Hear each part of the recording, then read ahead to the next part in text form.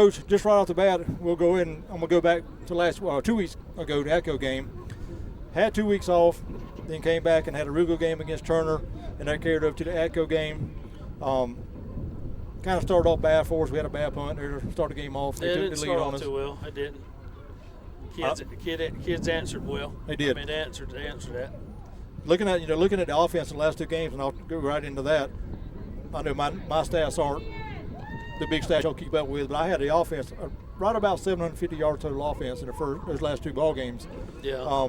After having the big long break and coming back against Turner and Echo, man, the offensive line has done a great job for our running game. Well, yeah. Like I told you before the Atco game, and even the Turner game, we had those weeks off that Coach Stevenson had been tweaking our offense, getting rid of what we didn't need and what we wanted to keep sharpening up. And he did a real good job with that. And it just, transpired with the kids, They executed his game plan. Because, Stevenson, what you do different on the offense to get the offensive line going like they were? I mean, the first three games we ran the ball good, and then we had those two games we kind of set back, and then coming out after the break and the offense line, it's like there was a whole brand new offensive line out there. Well, what we did is we made a change or two up front and moved some people around and did some things different. And, the biggest thing with offensive line is they got to have a good chemistry amongst themselves. And so, in our two games where we were up and down, we had a young man, he was out, and so that kind of messed the chemistry up a little bit. Then he came back, and and we had to move some of our tackles out to guards. And, the biggest thing with offensive line is just getting that right chemistry to where they play well together, because there's a lot of communication amongst each other. And so what we've gotten now is we've got all five offensive linemen that only play one way, and it's been able to take some of those kids that's played offensive line to go to defense, and now they're playing nothing but defense. So overall what it's done is it's helped us. And, I've said it from day one, you're only going to be as good as your offensive line. And so those kids, they've worked their butts off, and they've gotten after it. And, I think they've taken it a little personal when we had them 2 down games, and they came back and they've gotten after it a little bit.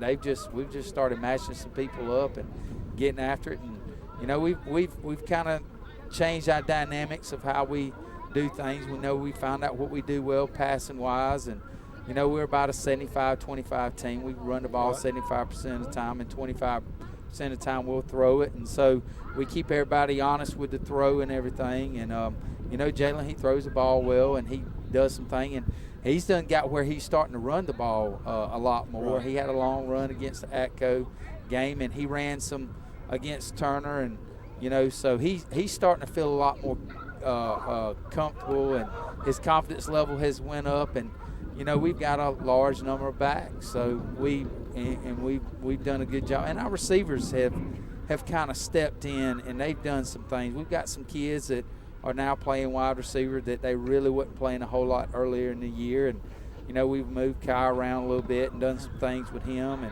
and put him in different spots, and he's ran the ball this year. So we try to get the ball in his hands because he's one of our playmakers out there. So it's all a trial by error to try to find out, and you want to find out what you can do well, and that's what we're doing right now in the most important time of the season. Right. Coach Hagan, we talked about this a little bit on the last coach's show about the defense side of the ball. Defense, I forgot you got a headset there. Defense again.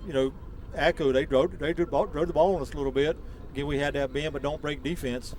Great job swarming all over the field, and defense played really good again for 2 weeks straight. Yeah, those guys all came together as a unit and played as a unit, and it was about getting an understanding of we have to execute our defense. It's not so much trying to get fixated on stopping the team's offense and what they do, and I tell them that can have you chasing the ghost. But instead, we just execute our defense. Everybody did their responsibilities, and en route making plays on defense, and it came together the last couple games. Coach Murray, going back to we had an off week, played a really good game against Turner, then had an off week, had to come back or play at Turner and Atco, then had an off week. How do you keep that momentum going for the guys after turn around and have another off week before a big game? It kind of goes to that philosophy I've had I've said it a zillion times on this show, win the day. We just got to focus the day at hand. We'll worry about tomorrow when we get tomorrow. We know we got to have to win to beat, to win tomorrow. So, we just got to keep it. And another thing we stress to the kids, the first 6 ball games, they matter, but it's the last 4. Right. And, I didn't want it to go 0-6, but, it didn't matter. These 4 matter. And so far, they've answered the call. When we're ready, we got the first 2 taken care of.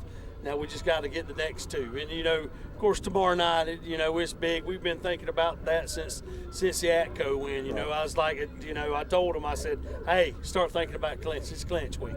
And, and they're fired up. They're ready. They haven't got that full-blown fired up yet. We don't want that to happen until 7:30 tomorrow night, for sure. Well, going right into the game tomorrow night, 2-0 going, 2-0 in region play, big game tomorrow night. What do you expect overall as Clinch as a team? Oh, Clinch is going. They're fast. They're swamp fast. They're probably faster than we are if we lined up and had a foot race. They look incredibly fast running down the field. But if we execute what Coach Hagens has got on defense and Coach Stevenson has on offense, we'll be able to negate some of that speed. And I think we're pretty fast too. Not cutting our kids short too, but if we do the right things, we're going to be okay. They're going to come up fired up. I mean, they probably got a chip on their shoulder because we have been able to win the last 2 games, and they're going to be fired up about it. But they're the higher ranked team. They should win. And they think, and they know that they respect us. I have a lot of respect for their coaching staff, and I think they got a lot of respect for our program over here. They're going to have them ready to play. So it is truly going to be a swamp war tomorrow. And I hope everybody, as Adam likes to say, the Indian Nation is going to show up tomorrow and be loud for these guys for sure. Coach Stevenson, what do you think their defense is going to throw at your offense tomorrow night? Well, just based on what we've seen and all the film that I've seen, they play a lot of man-to-man in the secondary, and that's what they do. That's what they're good at. That's what they've hung their hat on in all these years. And he lines up and plays man-to-man. They play a 3-4, and there's a lot of things they do. They send some blitz. They'll send 5, and they'll send 6, and sometimes they'll send 7. So this week in practice, that's what we've done. Our defense has done a great job of trying to simulate what they're going to do. And so what our game plan is to go out there and, first of all, we got to win line of scrimmage. That's the first thing we've got to do. And then, we're going to run right at them. And then right when we get to a certain point, we're going to start throwing the ball a little bit and catch them off guard with run some play action stuff. And, they're good on defense. That's, like I said, that's what they hang their hat on. And that they do a good job of establishing the line of scrimmage, and they got some good players over there, and they swarm to the ball. And I'm not going to take anything away from them. They've had a good team, and they're highly ranked. And I'm looking forward to tomorrow. And we're going to come out here and do what we do now and get after them. Coach Hagan, a former player, give me a perspective from a former player on the game tomorrow night. Hey, it's Clinch Charlton. What else can you say? This is a team that wants to beat us, think they can beat us, and we have the mindset that you're not going to beat us. So, not much has to be said for these guys to understand how important this game is within the big scheme of region play, and even at this point, how the season has panned out for both teams within the big scheme of, placement for the playoffs. So, everybody's ready to go. Like I said, I hope the Indian Nation's out here pumped up, ready to cheer us on, and these kids understand what this game is. Okay. Coach, if you want to talk about it real quick, you got 20-some seniors taking the field tomorrow night. Have you had any kind of special conversation or told to them, or how are they looking for tomorrow night? Yeah, I talked to the guys yesterday, how proud I am, how far they've come. They've grown with me, per se. They were freshmen and they had to play, and they took their lumps at 1-9, and they're at a point now to where they have a chance for a championship. It's not the championship we want, the big state champ, but it is a championship. That's something that we couldn't even fathom, 3 years ago. Sitting here talking to Adam, I don't know if I had a 4-year plan or not, but my plan was just to win today, and we get better as it go on. I'm so super proud of those guys. I've got a wonderful coaching staff I've been lucky to have that blessed with that whole time I've been working, and they've done a great job on building these kids up, turning them into young men. And I'm super proud of them, and I'm super proud of that majorette too. I got to plug her.